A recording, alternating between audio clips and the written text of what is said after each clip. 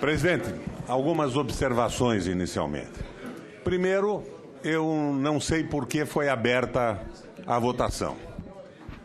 Porque nós não terminamos a sabatina. E há um princípio, é o mesmo princípio que rege os tribunais, que qualquer pessoa poderia votar ou mudar o voto a qualquer momento antes do encerramento da votação, não é? É o que, por exemplo, socorre o Gilmar Mendes quando ele segura, no pedido de vistas, o processo. A votação está resolvida com uma maioria confortável contra o financiamento de empresa jurídica de campanha, mas se parte do pressuposto que o voto do Gilmar pode mudar as outras votações. Eu acredito que nós não devíamos ter aberto. Deixa eu prestar uma explicação pela atenção que Vossa Excelência me merece. Eu fiz a consulta ao plenário, porque estava havendo outras reuniões concomitantes, inclusive no Senado, no plenário do Senado. Por outro lado, isso aqui já se tornou uma prática. É uma prática que nós tentamos evitar quando eu fiz uma resolução mudando o ritual das oitivas de pessoas que devem ser aprovadas pelo Senado. A resolução de Vossa Excelência, é uma mudança recente. Eu pergunto, está em vigor? Está em vigor. É a que está em vigor. Mas, está em vigor. Por outro lado, presidente, Vossa Excelência tem razão. O plenário é soberano, eu consultei o plenário. Vossa Excelência tem razão quando não encerra a votação.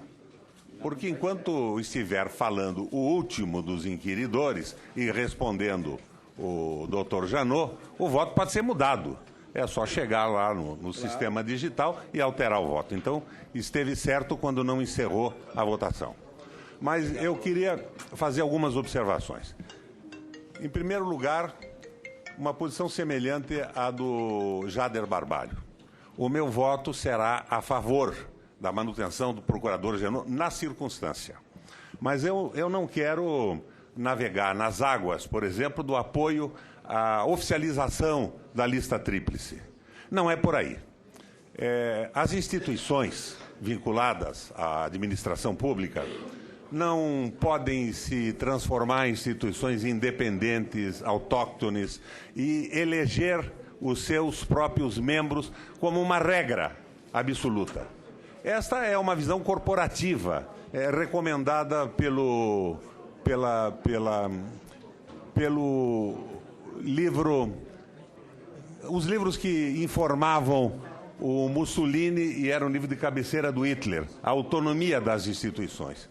Eu acredito que, ao invés disso, senador Jader, nós devíamos ter a participação da cidadania no processo. A eleição corporativa, a lista tríplice, acaba se transformando numa eleição sindical. E também não me agrada a reeleição, nem no Senado da República, nem na Câmara, nem nos legislativos, e muito menos no Judiciário e no Ministério Público. O poder do Procurador-Geral, distribuindo cargos, licenças diárias, nomeando comissões, é muito grande e influencia no Ministério Público, como influencia também no Senado, na Câmara e nas instituições legislativas. Nós precisávamos ter uma abertura desse processo com a participação da cidadania. É aquela história, todo poder emana do povo e seu nome será exercido. Tanto que a própria lista tríplice do Ministério Público Federal, ela é informal.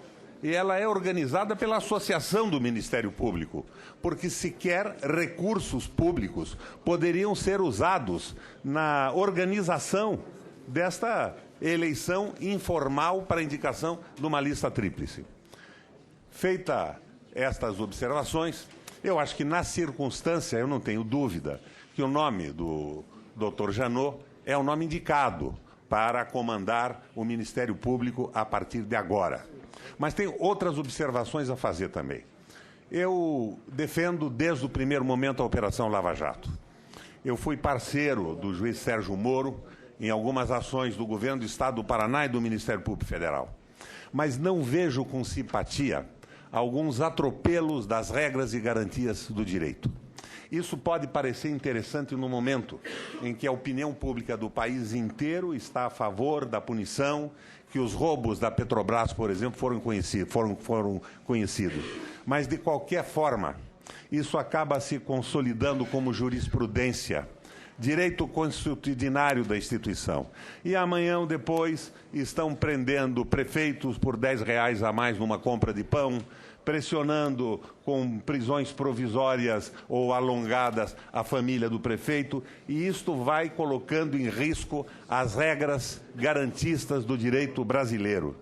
Eu acho que nós temos que tomar alguns cuidados com isso. A alegria que me causa a punição dos culpados é contraposta ao pavor que, como advogado, tenho com a vulgarização destas práticas e dessa transformação destas instituições em verdadeiros principados, que aplicam seus aumentos por decisão administrativa, não consultam mais ninguém. Por exemplo, doutor Janot, se o funcionalismo público brasileiro hoje tivesse as correções que o Ministério Público e o Judiciário teve, da URV,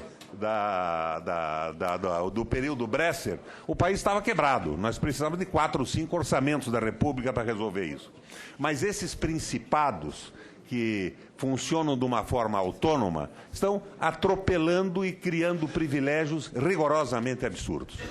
A minha absoluta simpatia ao serviço que a Polícia Federal está prestando ao Brasil, ao trabalho altamente positivo do Ministério Público, mas o meu temor que isso se institucionalize como prática comum de qualquer promotor no mais remoto município do Paraná, com o apoio de um juiz que acha interessantíssimo se transformar num paladino.